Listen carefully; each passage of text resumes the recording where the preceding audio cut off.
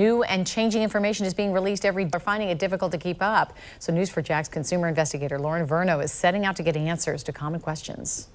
New guidelines. When Duval County Medical Society Foundation President Dr. Sunil Joshi is not seeing patients, he takes to social media to answer those commonly asked questions. If you've received both doses of the vaccine. So I sat down with Dr. Joshi. People have a lot of questions. For us, we're getting a lot more questions now after somebody's gotten the first dose, before they get the second dose, and now after the second dose, they're like, okay, now can I go travel and can I do all of these things? And it's like, we don't always have the answers for it, but at least the CDC gave us some guidance in terms of whether you have to isolate or not. That led us to our first question. If I have only gotten the first series of only first shot and I'm exposed, should I quarantine? Yes, you should do the typical quarantine isolation guidelines that we've been following for the last year. And what about if I've had that 2 series? If you've had the second dose and it's been at least 2 weeks since you received your second dose, and now you've been exposed to somebody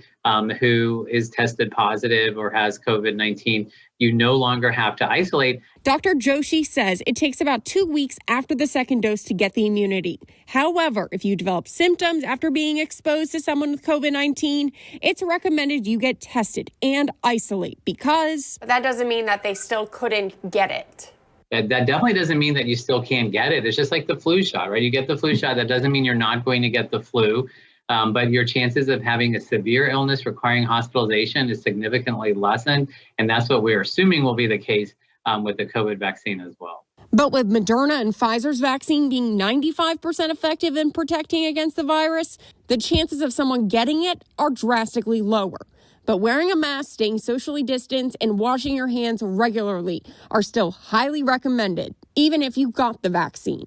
Lauren Verno, Channel 4, the local station.